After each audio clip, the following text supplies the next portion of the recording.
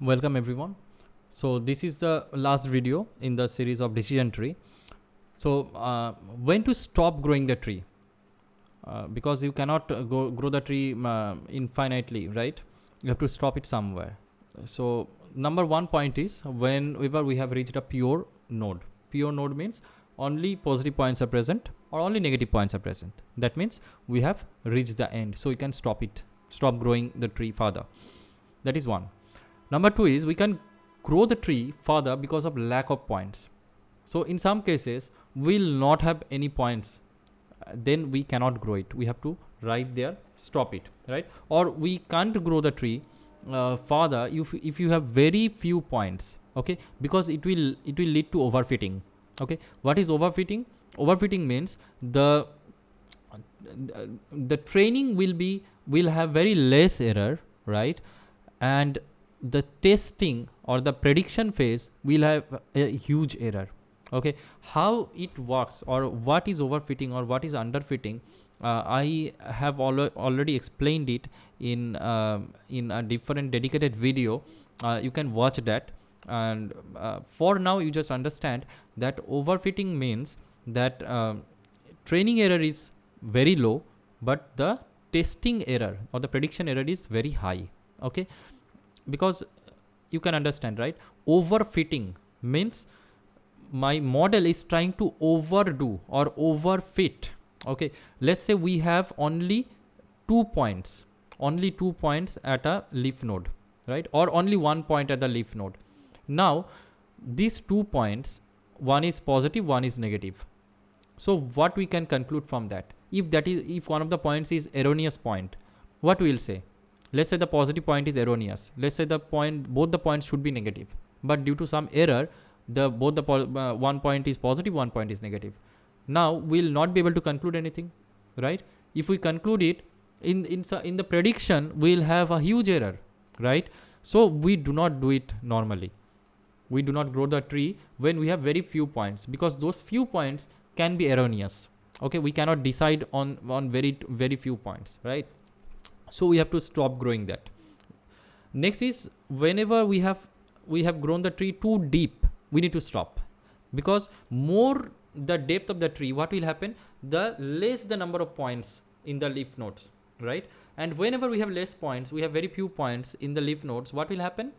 Will be again overfitting. We do not want that, right? And what is underfitting? You can see the depth of the tree, when it increases, we will be having overfitting problem. When the depth of the tree is decreasing, a very let's say depth is 1, it will be underfit.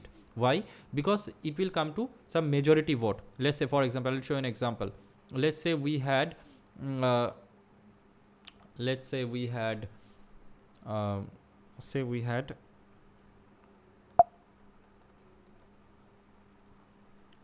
so let's say we have 100 points. Okay, now we have divided it,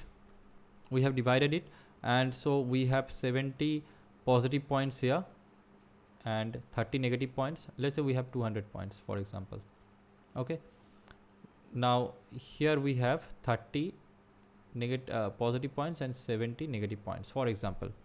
Let's say here we had say 100 positives and 100 negative points.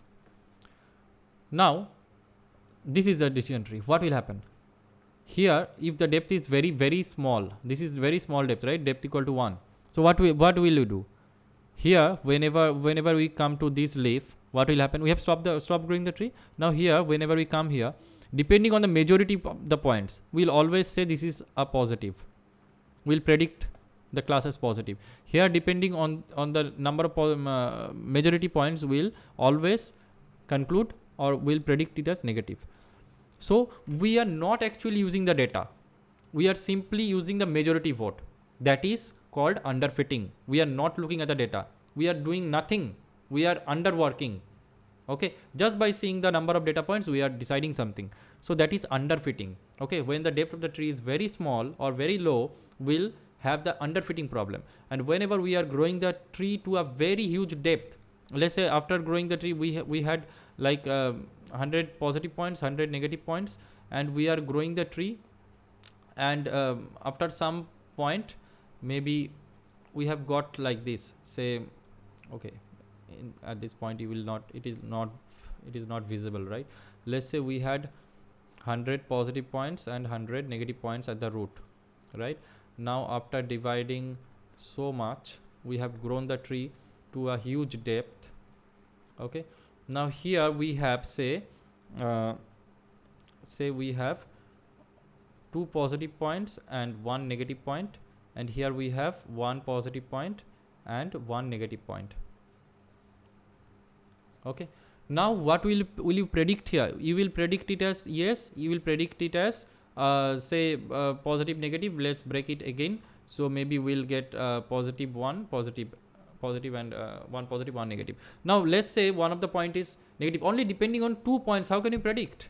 That is not the right way, right? Because one of the points can be erroneous, or only seeing 2 examples, how can you say whether the point is yes or no? You have to see more points, right? So this is how you can actually get the overfitting problem, right? So this is how you have to you have to keep in mind that overfitting and underfitting should not occur, and you have to take some steps for that. So that is the end of decision tree classifier. I'll be explaining the regressor of decision tree in some further video, but right now this is the end of decision tree classifier. See you in the next videos. Thank you.